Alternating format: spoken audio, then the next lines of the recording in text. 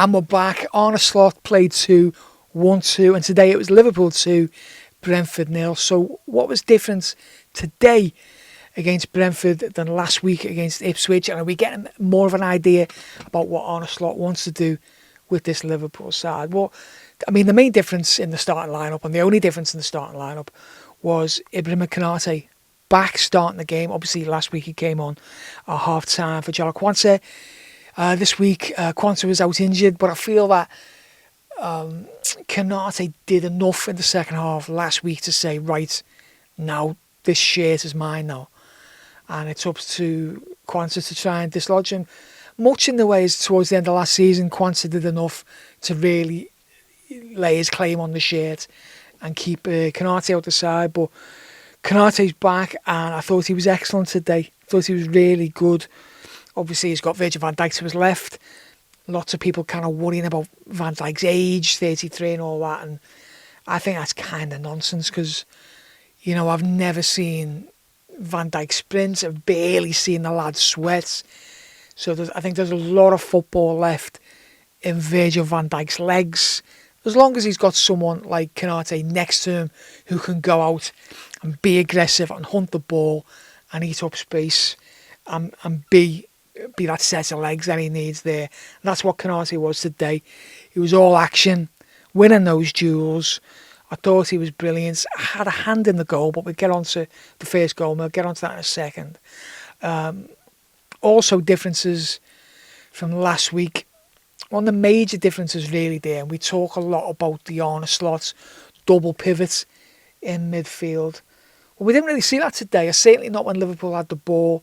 For most of the game, Ryan Gravenberch was working as a singular number 6. You know, it was a single pivot set up in midfield with McAllister slightly further forward to his left, Slob's slightly further forward to his right. And I feel that this is something that we might be seeing when teams come to Anfield and sit deep and basically invite pressure on and say to Liverpool, well, come on, break us down, which is what Brentford were doing. Obviously, Brentford looking to play on the counter, all that kind of stuff. And when that's happening, having there's no real need to have a double pivot in those situations. No real need to be wed to a philosophy which doesn't work in those particular situations. So it was good to see McAllister that little bit further forward. He was, tidy as ever, kind of understated, but he was effective there. I thought Ryan Gravenberch was excellent today, really, really good. Dominic Szoboszlai, really good again, improved as the game went on. I talk about one of the main differences between his first half and second half, maybe in a second. But yeah, they were kind of the main differences in terms of how Liverpool set up. One thing which is, I think we're going to need more than 2 games to kind of get a grip on how Trent Alexander-Arnold features in this Liverpool side under Slot. It's certainly not the same as the inverted fullback thing we saw under Jurgen Klopp, which was towards the end. There was a very formal setup, it's how the shape of the team would move. Depending on if Liverpool had the ball, if Liverpool didn't have the ball. But it seems to be maybe Trent feeling his way into his game, because it's certainly not something that he's starting to do in the opening exchanges of a game. I think he's getting his feet, getting his foot in the game, starting off slightly more conservative, maybe a bit more as a traditional right back, and then looking for times and moments in these games when he can move a little bit more centrally. There was moments today when we saw him out on the left wing for a couple of minutes. Do you know what I mean? And I like him having that freedom, because I really think to get the best out of Trent is to unlock those moments when he's in parts of the pitch where he doesn't normally get to enjoy. So a little bit more central, a little bit more on the left, a little bit more advanced. And we're seeing them. We could just seeing him having more fun with different kind of angles with the ball at his feet.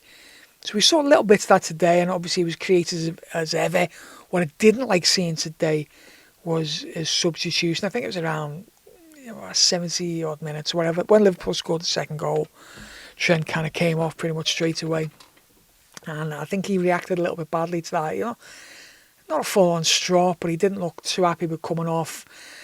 sat in a seat, kind of having a little bit of a sulk, really, and stuff like that. And that's poor, really, I think, for me, as one of the leaders in the group and Liverpool's vice captain. You want to see him leading by example, and we don't want to see any player really sulking on the bench because they're being brought off. But I think Trent himself needs to be bigger than that, and he needs to be, as I say, leading by example, especially when it's a massive compliment anyway, because obviously Slot thought today's game was won, and the most important thing was to wrap Trent Alexander-Arnold in cotton wool for next week's game against Manchester United, when he's going to be vital. So, I mean, Trent should be looking at it as a compliment. It's not like he's on a hat-trick or anything like that. Or that he's a striker who can think he can score in any minute of the game and wants to get the golden boots. That you can kind of sometimes excuse, but I think Trent really, really needs to be doing better there. It's not a good look for the vice-captain, so I hope it's not something that we see too often this season, because he's going to have to play in rotation, being one of the best players in the side. Anyway, on to Liverpool's first goal, and you've all seen it, you don't really need me to walk you through it, but what I did like about it was that it starts off with Ibrahim Konate winning his duel, as we've seen him do. Some really aggressive play from Mo Salah just to nick that ball and get something on it. And then soon as that ball kind of is free, Jota's eyes light up and he knows exactly what to do. It's just muscle memory for the lad. He's away. Perfectly weighted ball for Luis Diaz. And what I loved about this finish is that when we see Diaz in that final third, sometimes he can take that extra touch. He can be a bit ponderous. We often criticise him for a lack of that final product. He's always eager to get the ball on his right foot and get a shot with it. We didn't see that today. We saw him get into the good position in the box and be really, really decisive. And by that, I just mean striking the ball with his left foot, which he did really well. He can use his left foot. I think he needs to be a bit braver and a bit more confident in doing it, because he can do it at times. Now, I don't know whether there's something which is maybe a bit instinctive to him, or it's something that people have been working on in training, but I'd like to see it more, because obviously we all know he wants to cut inside onto his right. If he can just use that left foot a little bit more and just enable himself to be a little bit more unpredictable, I think we're going to see more moments like that from Luis Diaz.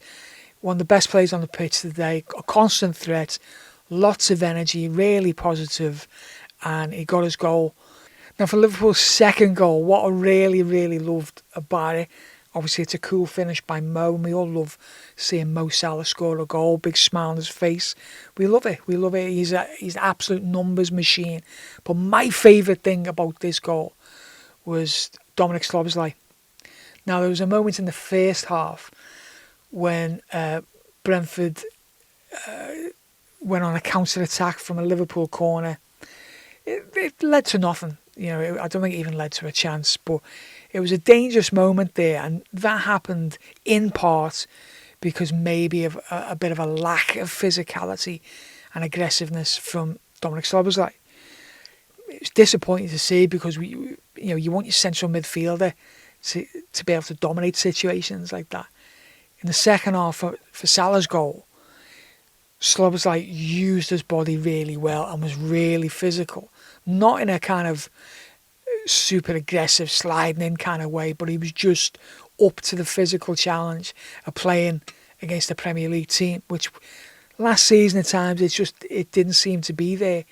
Certain times he was not quite bullied, but I think he was a bit overwhelmed by the physicality of the league at times. Today, just seeing him win that ball back and using his body and using his strength, because he's a big lad, he's a really super athletic player, and seeing him use that athleticism to kind of win the ball back and then kind of instigate that move, which ended up with Mo Salah scoring at the top end. That was my favourite bit about that game, and that's something that I want to see more of from Szoboszlai.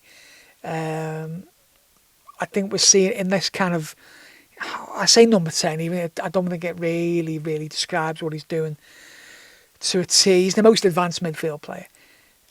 He's leading the press when the opposition have the ball. We saw it today when Brentford goalkeeper had the ball. Liverpool were turning into a front four. Szoboszlai leading the press there, trying to play on the front foot, trying to be aggressive and physical. I want to see more of that from him. And I think we have to see more of that from him. If Liverpool are going to do anything, whether it's challenge for the league or win a cup or get in the top four or whatever the ceiling is this year, I don't know. But to do anything, we're going to need Szoboszlai's level to go quite a bit. And to do that, he's got all the tools there, but to do that, he's going to have to learn how to dominate the opposition. And the signs are there that I think it could be possible for him to do.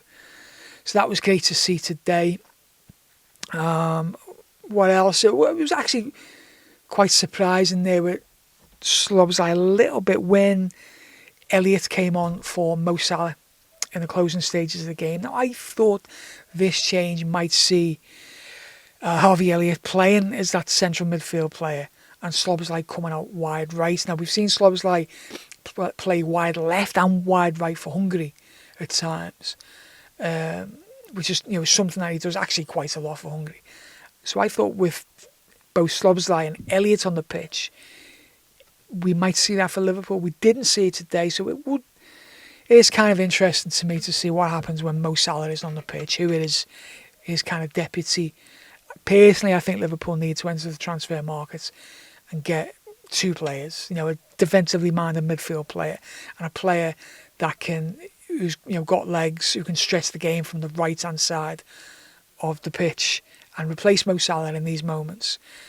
Who that player is, I don't know. Who can do that, who would be available at the right price and who would be willing to be an understudy for Mo Salah rather than trying to start every week.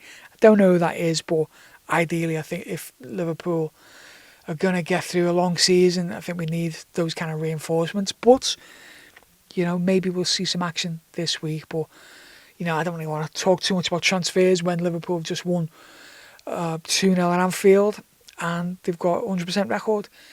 In terms of going into next week against Manchester United, I think it couldn't have gone much better for Liverpool. I think it would have been really tricky if Slot would have lost the opening two games. Not so much in terms of how the season goes, but then they would have really piled on the pressure in terms of going to an early game at Old Trafford next week. And this is a team who are, in theory, much further along in its development. They've got a settled manager. They've brought in some new players.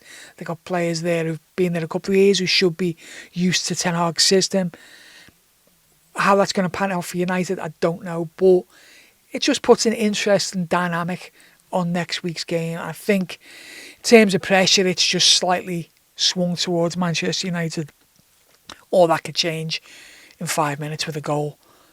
So I wouldn't read too much into it, but it just means that Arne Slot can maybe go into that game and with a little bit more freedom rather than thinking, my God, I've got to get a result against United. I don't think he does that. He's got that little buffer of 6 points. And, if we, at the end of that United game, if we've got, 7 points out of 3 games, or even if we've got 6 points out of 3 games, I think that's a pretty good start to life under Arne Slot. If you've got 9 out of 3 games, then I think that would be a phenomenal way to go into. I think it's the international break coming up after that. So let's see what happens. I think it's going to be another week without distractions that Arne Slot can train the team. He's not going to get this too many times throughout the season unless Liverpool go out the Cups early doors. So I hope he's making use of this time here of really drilling home how he wants the team to be playing. And bring it on. Manchester United next Sunday. Here we go.